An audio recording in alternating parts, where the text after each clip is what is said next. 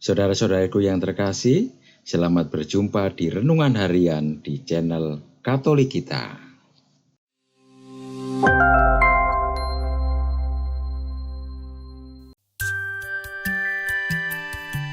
Hari ini, Sabtu, 16 Maret 2024, Pekan keempat Prapaskah. Bacaan pertama. Bacaan diambil dari kitab Yeremia, bab 11, ayat 18 sampai dengan 20. Nabi berkata, Tuhan memberitahukan ancaman-ancaman yang dirancang orang terhadapku, maka aku mengetahuinya. Pada waktu itu, Engkau ya Tuhan, memperlihatkan ancaman mereka kepadaku. Dulunya, aku seperti anak domba jinak yang dibawa untuk disembelih. Aku tidak tahu bahwa mereka mengadakan persepakatan jahat terhadap aku dengan berkata, marilah kita binasakan pohon ini dengan buah-buahnya. Marilah kita melenyapkannya dari negeri orang-orang yang hidup, sehingga namanya tidak diingat orang lagi. Tetapi Tuhan semesta alam yang menghakimi dengan adil, yang menguji batin dan hati, biarlah aku melihat pembalasan-Mu terhadap mereka, sebab kepadamu-lah kuserahkan perkaraku. Demikianlah sabda Tuhan. Syukur kepada Allah. Bacaan Injil. Bacaan diambil dari Injil suci menurut Yohanes, bab 7, ayat 40 sampai dengan 53. Sekali peristiwa, Yesus mengajar di Yerusalem. Beberapa di antara orang banyak yang mendengarkan perkataan Yesus berkata, Dia ini benar-benar nabi yang akan datang. Yang lain berkata, Ia ini Mesias. Tetapi yang lain lagi berkata, Bukan, Mesias tidak datang dari Galilea. Karena kitab suci mengatakan bahwa Mesias berasal dari keturunan Daud dan dari kampung Betlehem, tempat Daud dahulu tinggal. Maka timbullah pertentangan di antara orang banyak karena Yesus. Beberapa orang di antara mereka mau menangkap Dia, tetapi tidak ada seorang pun yang berani menyentuhnya. Maka ketika penjaga-penjaga yang ditugaskan imam-imam kepala dan orang-orang Farisi pergi kepada imam-imam kepala, orang-orang Farisi berkata kepada mereka, Mengapa kamu tidak membawanya?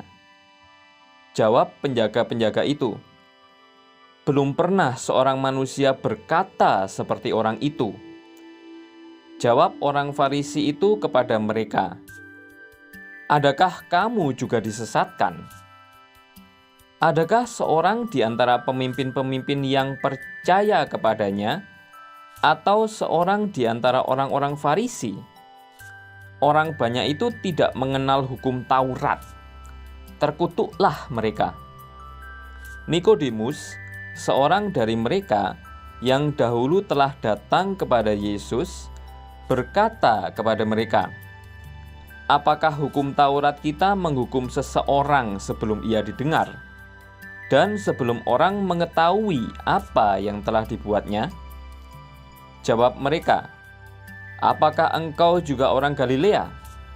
Selidikilah kitab suci, dan engkau akan tahu bahwa tidak ada nabi yang datang dari Galilea. Lalu mereka pulang masing-masing ke rumahnya. Demikianlah sabda Tuhan. Terpujilah Kristus.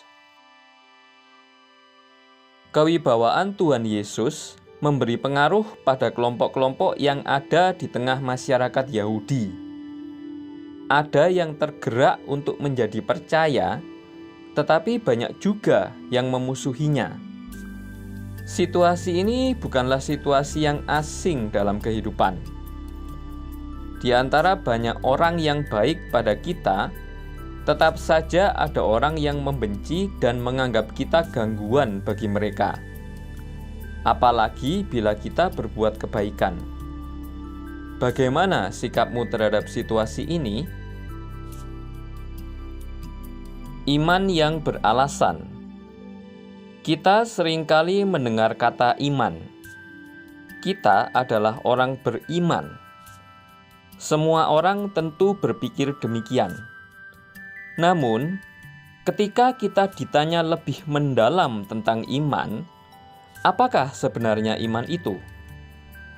Apakah ada ajaran gereja yang berbicara tentang iman? Iman bukan sekadar kepercayaan atau keyakinan terhadap suatu hal. Iman merupakan kuasa dari yang ilahi, sehingga memunculkan suatu kepercayaan diri manusia pada yang lebih tinggi, yakni Allah. Hidup manusia dituntun pada kebenaran hidup. Salah satu ajaran gereja yang mengajarkan tentang iman ialah Katekismus Gereja Katolik. Di dalamnya tertulis demikian: iman adalah kebajikan ilahi. Olehnya kita percaya akan Allah dan segala sesuatu yang telah Ia sampaikan dan wahyukan kepada kita, dan apa yang Gereja Kudus ajukan supaya dipercayai. Karena Allah adalah kebenaran itu sendiri. Dari KGK 1814. Jadi, iman merupakan tanggapan manusia atas wahyu Allah yang nyata dalam tindakan sehari-hari. Sumber: M. Buiru, Herman, penerjemah. Katekismus Gereja Katolik, ND, Nusa Indah, 2007. Marilah kita berdoa.